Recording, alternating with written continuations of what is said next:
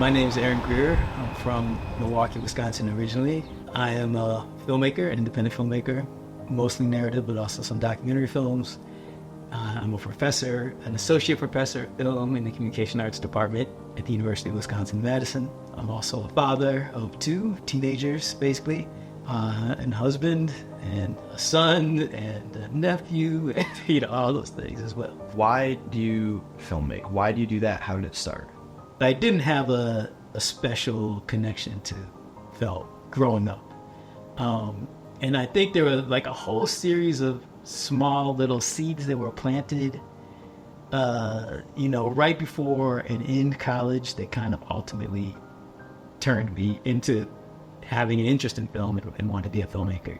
The first one was actually Do the Right Thing. It was the first movie I saw in the movie theater where I was like, oh, this person is doing something different with film. It's like clearly not just about entertainment, right? These people are using film in a very different way, in a very deliberative way, to not just like tell stories that are entertaining, although they could be that, but they were literally thinking about like, how can I change the world?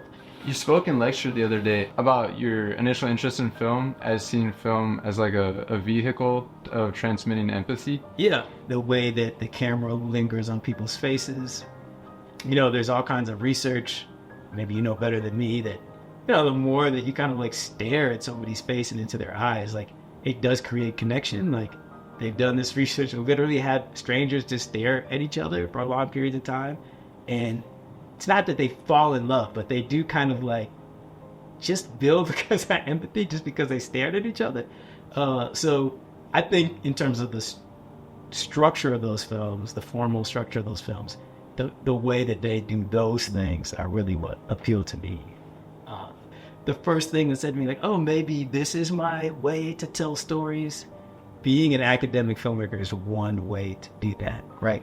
Like I don't have as much time or resources as other independent filmmakers to make my work. But there is no expectation that the work I do make money. Can you tell us about your Service to Man feature film project? Let's see, shot it in, I want to say 2015 or it was 2016, one of those two.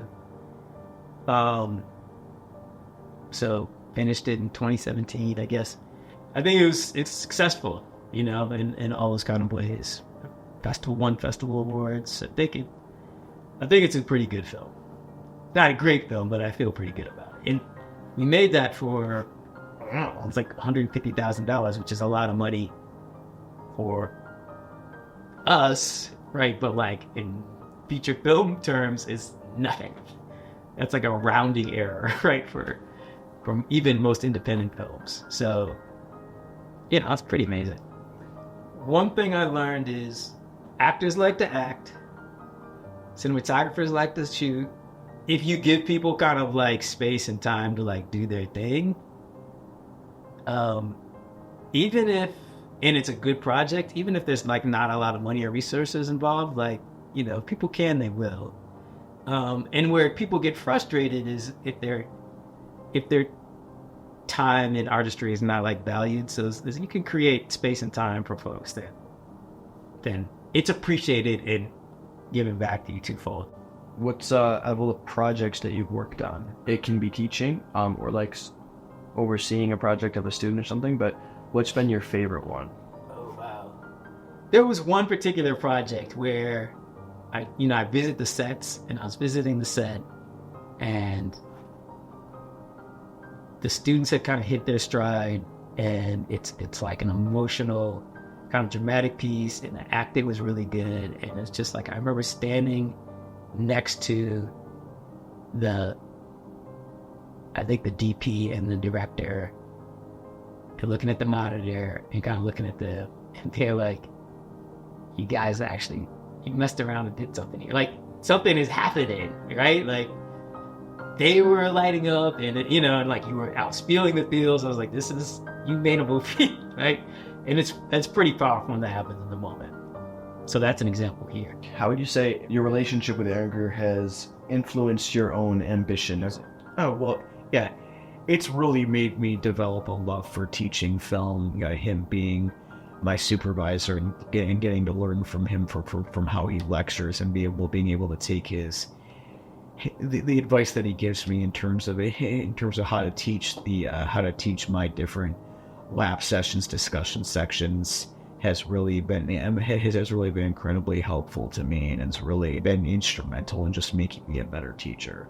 Almost every year I get a different batch of TAs, some of whom I've never worked with before, don't know at all, so, in a way, I am not just teaching the folks enrolled in the course, I am also teaching sometimes, or at least supervising, mentoring the TAs. Yeah, so I'm Nick Sansoni. I'm from Chicago area, Northwest Indiana. I've lived in Madison for about 2 years now, getting my PhD in film studies at UW-Madison. Currently a TA for ComArts 466, writing for television and film. When he came back from his sabbatical and became the lead instructor on ComArts 355 again, and really getting the instructions that he gave me in terms of how I should run my sections and what would be most helpful, least helpful to students, really learn a lot more and better serve my students. And I think just is how open and welcoming he is, but also just how helpful he is, and how in terms of just being a great leader and giving me great direction and support and encouragement. Kind of a closing capstone question, if you will. Sure. What's the biggest advice you could give to someone that is looking into getting into the filmmaking world? That's such a big question. I mean, it depends on, first of all, there's lots of ways to get into the filmmaking world. So my first piece of advice is to know that going in, and to be open to that. If you want one of these jobs where you do X, Y, and Z, and then you have this job at the end, filmmaking is not for you. So that's my biggest piece of advice. And then the second thing is just, especially if you're making work, you're interested in making work, is to make work. I know that seems dumb or obvious, but, like I said, actors like to act, dancers like to dance, musicians like to make music. And same thing, if you're a filmmaker, you should be making stuff. If you're a screenwriter, you should be writing stuff, all the time, even just for yourself. That's my other piece of advice.